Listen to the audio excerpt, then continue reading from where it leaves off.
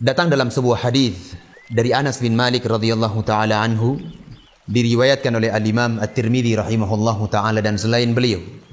Kata Anas bin Malik radhiyallahu anhu, pernah suatu hari kami duduk bersama Rasulullah sallallahu alaihi wasallam di dalam sebuah majelis ilmu. Ketika Anas bin Malik dan para sahabat yang lainnya sedang duduk dengan Rasulullah sallallahu alaihi wasallam di dalam sebuah majelis ilmu, tiba-tiba Rasulullah sallallahu alaihi wasallam mengatakan kepada para sahabat, "Wahai para sahabatku, sebentar lagi akan datang ke hadapan kalian seorang pemuda yang akan menduduki surga Allah Subhanahu wa taala." Ini merupakan kabar gembira dari Nabi.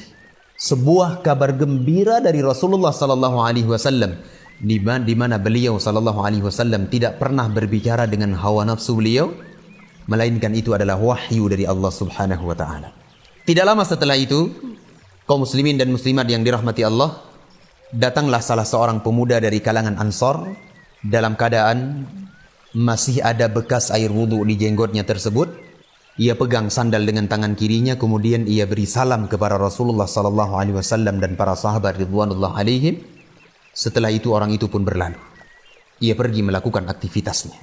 Kemudian di esok harinya, pada hari yang berikutnya, Nabi sallallahu alaihi wa ala alihi wasallam menyebutkan lagi ucapan yang sama. Ucapan yang kemarin beliau sebutkan. Apa ucapan tersebut? Beliau mengatakan, "Wahai para sahabatku, sebentar lagi akan muncul di hadapan kalian seorang pemuda yang akan menduduki surga Allah Subhanahu wa taala." Tidak lama setelah itu, datanglah pemuda yang kemarin datang kepada Nabi sallallahu alaihi wasallam dengan keadaan ia yang kemarin. Ia datang ke hadapan Rasul sallallahu alaihi wasallam dan para sahabat dalam keadaan masih ada bekas air wudhu yang menetes dari jenggotnya tersebut, menunjukkan bahwa pemuda ini baru saja berwudhu. Ia pegang sandal dengan tangan kirinya, kemudian dia beri salam kepada Rasulullah sallallahu alaihi wasallam dan para sahabat. Setelah itu pemuda itu pun berlalu. Ia pergi. Kemudian pada hari yang berikutnya, Rasulullah sallallahu alaihi wasallam mengucapkan lagi ucapan tersebut. Diulang lagi oleh Rasulullah sallallahu alaihi wasallam untuk yang ketiga kalinya. Beliau mengatakan kepada para sahabat, "Wahai para sahabatku, akan muncul sebentar lagi di hadapan kalian seorang pemuda yang akan memasuki surga Allah." Coba dibayangkan, satu kali saja sebenarnya sudah cukup pengkhabaran dari Nabi sallallahu alaihi wasallam terhadap pemuda tersebut bahwa ia adalah penduduk surga Allah. Namun di dalam hadis ini Nabi sallallahu alaihi wasallam mengulang sampai 3 kali, 3 hari berturut-turut. Sehingga keadaan ini membuat Abdullah ibnu Ammar ibn al-As radhiyallahu an, salah seorang sahabat yang mulia, beliau penasaran dengan pemuda Ansar tersebut. Sehingga beliau mengikuti jejak perjalanan pemuda Ansar tersebut sampai ke rumah pemuda Ansar itu. Ketika Abdullah ibnu Amr ibn al-As sampai ke rumah pemuda tersebut, beliau mengatakan kepada pemuda Ansar itu, "Wahai pemuda Ansar, sesungguhnya aku sedang ada masalah dengan ayahku, dengan orang tuaku. Berikan aku izin untuk tinggal di rumahmu selama 3 hari 3 malam." Padahal sangat memungkinkan Abdullah ibnu Amr ibn al-As untuk tidur di masjid bersama Ahlus Suffah, bersama Abu Hurairah, bersama para sahabat yang lainnya yang tidak memiliki rumah.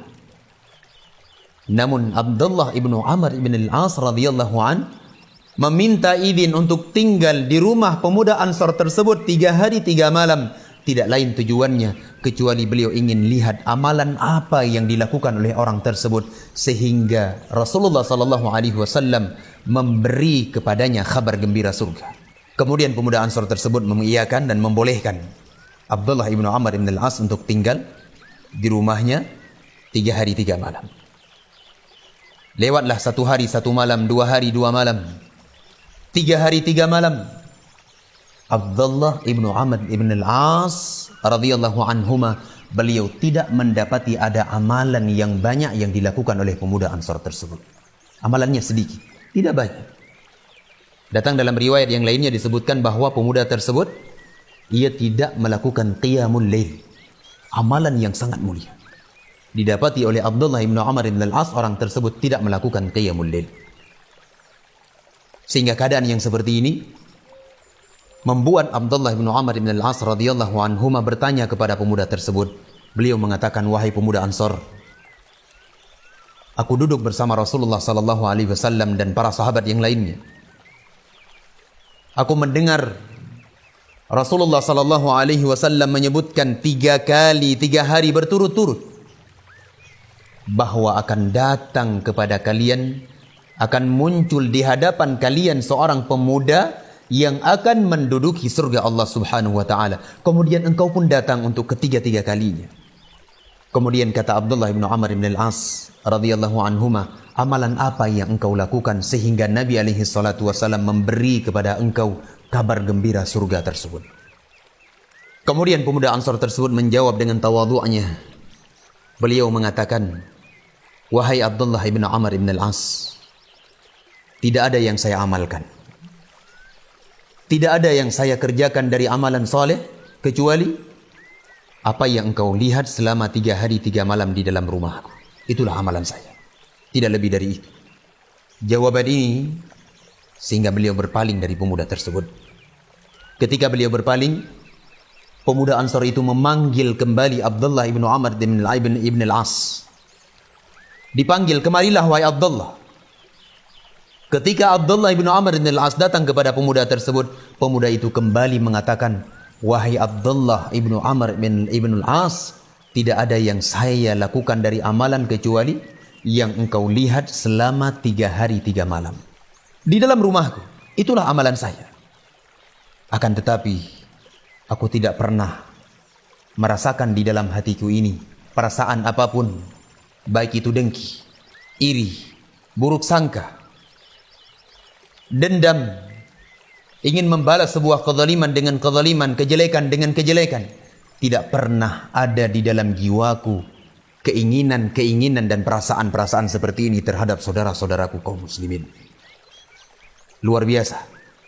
Kemudian kata Abdullah bin Amr bin Al-As, inilah yang menyebabkan Nabi SAW memberikan kabar gembira surga kepada engkau, dan ini pula yang sangat berat untuk kami menjalankannya. Faedah yang bisa kita ambil di sini, bahwasanya kesucian jiwa seseorang, bersihnya kalbu seorang hamba, seorang muslim, dari berbagai kotoran yang akan mengotorinya, dari berbagai penyakit.